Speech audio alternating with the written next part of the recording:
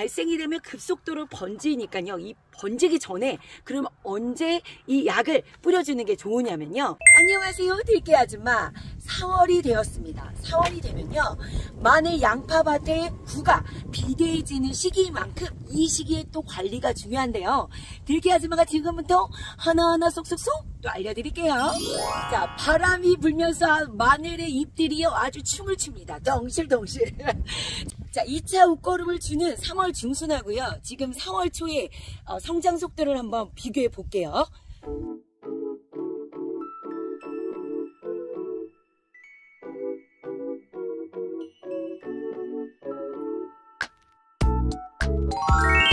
자, 보셨죠? 이렇게 벌써 3차 웃거름을 주는 이 4월 초에는요, 그 보름 사이에 그 폭풍 성장을 하고 있는 마늘 상태를 보실 수가 있는데요. 올해는 기온이 남다르게 높습니다. 그래서 지금 감자를 심고도요 20일이 되지 않았는데 벌써 싹이 올라올 정도로요, 낮 기온이 작년 대비 높습니다. 이렇게 기온이 높아지면요, 마늘밭에 비상 상태가 발생됩니다. 삐용삐용.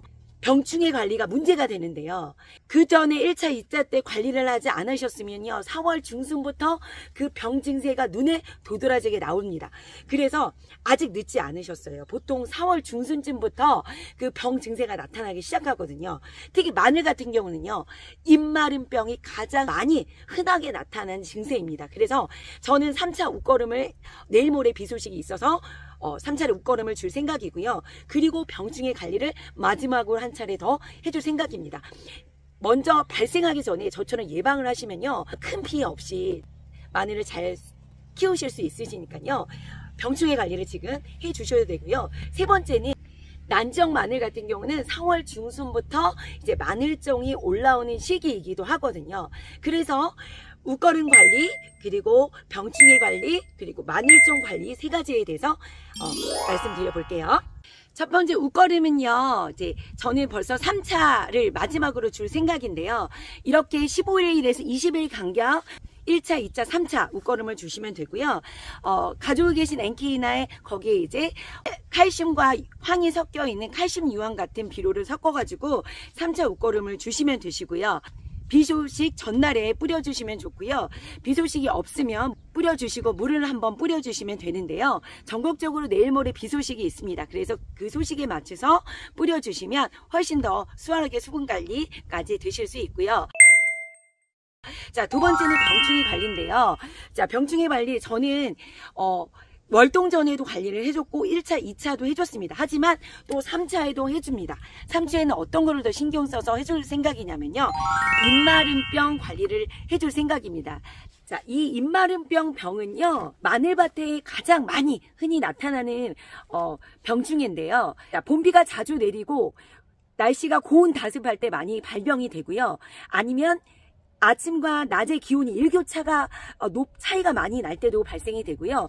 질소 비료가 너무 과다하게 돼서 연약하게 마늘이 생육을 할 때, 그때도 쉽게 나타나는 게 잎마름병입니다. 그래서 이게 한번 번지기 시작하면요, 급속도로 번지기 때문에 예방으로 먼저 방제를 해주시는 게 중요하시고요. 병이 발생이 되면 급속도로 번지니까요, 이 번지기 전에 그럼 언제 이 약을 뿌려주는 게 좋으냐면요, 비 오기 전에 뿌려주시는 게 좋습니다. 자, 우리 들깨 아저씨 지식인 왔습니다. 간단하게 얘기해. 왜 비 오기 전에 뿌려줘야 돼요?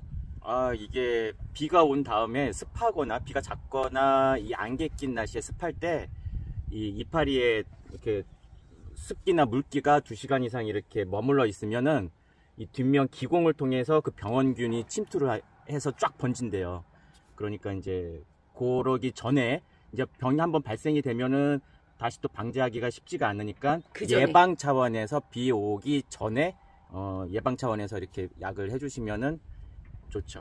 그러니까 내일 모레 비 소식이다 그러면 그 전날 이른 아침에 방제를 하시는 게 가장 좋다는 것도 하나 말씀드릴게요. 저는 황이 들어있는 모두싹, 친환경 약재와 총체벌레 이런 게 들어있는 약과 그리고 입마름병 약, 요 세 가지와 함께 전책제를 섞어서 뿌려줄 생각인데요.